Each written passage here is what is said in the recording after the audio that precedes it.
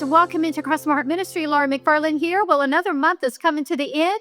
And so that means it's time to present our do it list to you. And so we'll pull that up on the screen so you can see what that looks like. This is a little handy dandy one-page help for keeping home clean, tidy, and organized that we publish every month. And we trust it's a blessing to you. And we believe it is because we see lots of folks downloading both the pre-populated items where I've sort of leveraged my years of raising a family and trying to keep it all together. And about the time I say I figured it out, they were all grown and out the door. So I've put in some things there that I find helpful. And then we've also just given you a completely blank version. It is conveniently divided into daily, weekly, and monthly tasks to sort of help you check things off. Don't put that yoke on yourself to have to check off every box. Just do the ones that seem to work for you. Now, you'll notice that one of the items on the list is to sort of clean out the pantry. And so periodically, I pull out the shelves and look and see what I've got left over. And sort of these cannelloni beans were the inspiration for today's video that I'm bringing to you, as well as the leftover ham from Easter. Now, are you tired of ham sandwiches? Have you thought of everything that you could do with ham?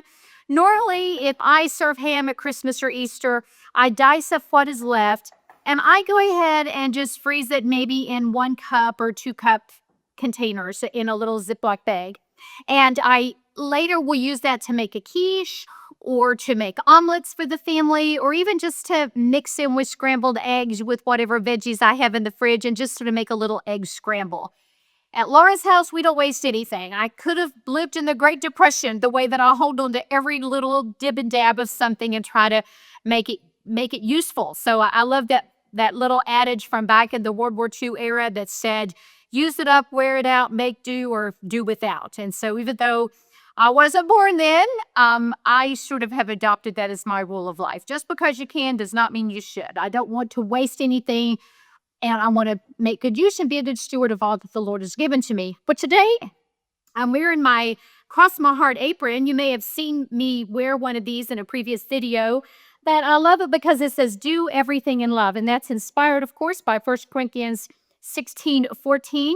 If you'd like one of our hot pink aprons, or you'd like to maybe give one to your mother as a gift, possibly combined with our heart spoons, and you've heard me mention these before. When you use a heart-shaped spoon to do all your measuring, it reminds you to put love into everything you do. And so I try to make it my goal to, as I cook, to pray for those that I'm cooking for, whether that's a mom with a new baby or a grieving widow or a new neighbor next door or my very own family. So that's just a little tip.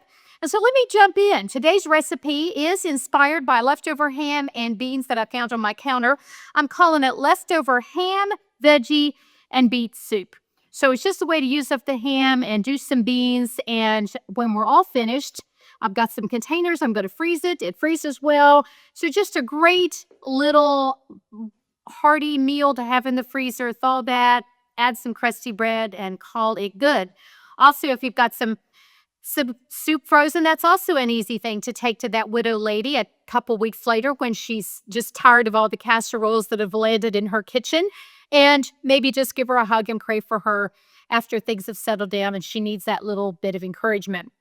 So I started off this morning and I went ahead and diced up. I put on the recipe, which you can follow the link below and download. I sort of dumped, and I'm trying to sort of make that measure out my ingredients and make that work for the recipe. But when I do it, I sometimes sort of dump. But I did measure, and it's 2-ish cups. I think mine is a little bit over 2 cups because of what I had left. But I've got 2 cups of ham, and when I trim the edges off that, here's another little tip for you.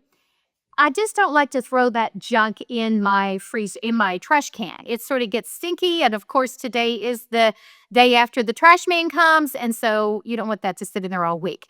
I have frozen in little bags, stuff to stick in my freezer, and sometimes I forget to grab it and put it in the trash, and it gets buried, and then months later I think, what is this? So what I do is I keep a Sonic, or in this case a Rib Crib, or whatever soft drink styrofoam cup may happen to be here. And I just keep that in the door of my freezer when I have a little bit of grease that I've drained, or I've got the edges of the ham that I trimmed off, or some fat. I just sort of throw it in this little styrofoam cup and I put the lid on it and I keep it in that same spot in my freezer door. And then when it gets filled up, I just grab that and throw it in the trash the morning that the trash man comes. So just a little tip. So I've added my little ham rinds to this. Okay, so I love, again, this recipe because it all just dumps in together. It goes together very quickly. Again, using my Pampered Chef Rock Crock. This is an amazing tool because you can brown it on the stove, you can put it in the oven, and then you can put it right in your crock pot base and use it to cook all day long while you're gone, and then you've got dinner ready. So let's just jump together and show you how very easy it is to use your leftover ham and the beans you find on your counter and make dinner tonight. So like I said, I've already diced up my 2 cups of ham.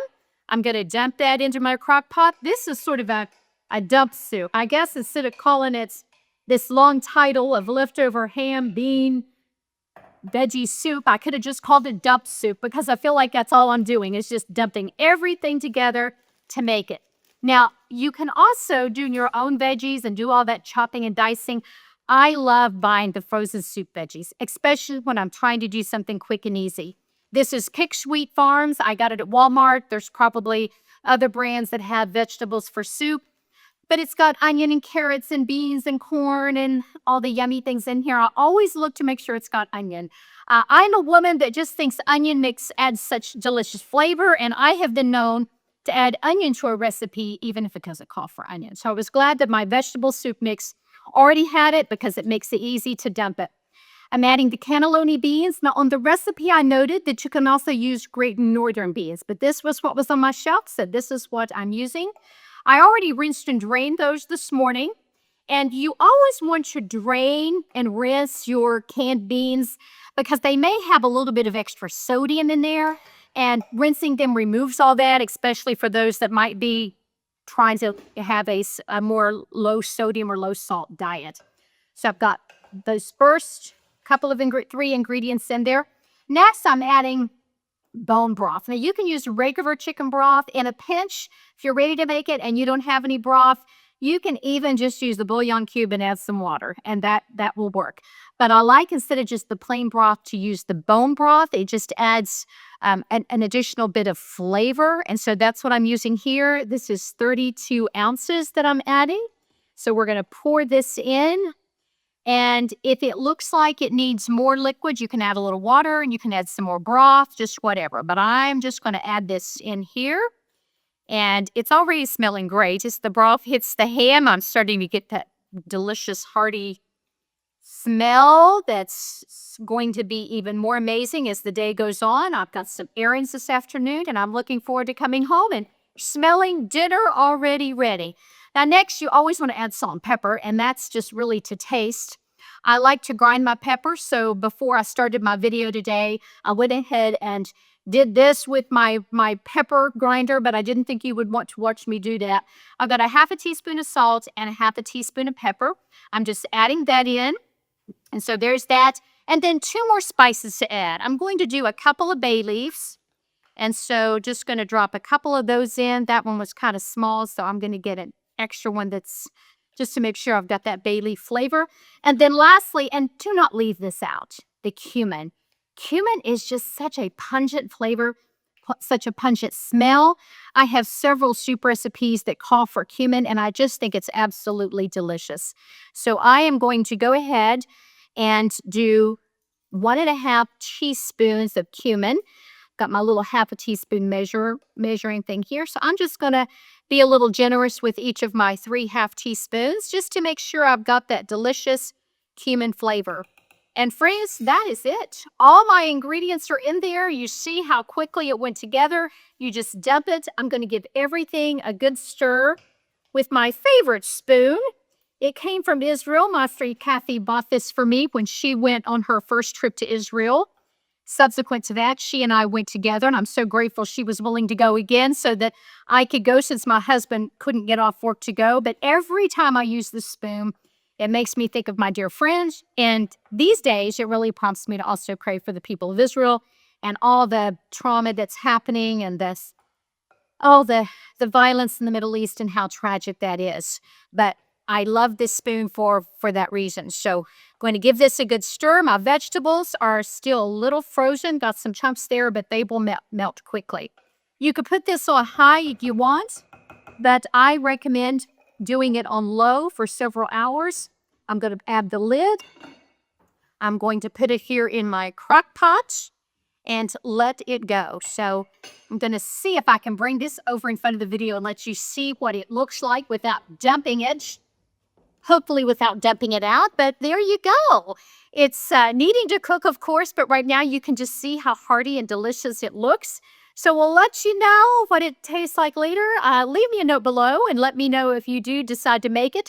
I'm going to have this for supper, and because it makes so much, there's going to be some frozen to share with friends later. So for Cross From Heart Ministry, I'm Laura McFarland. Blessings upon you and your family.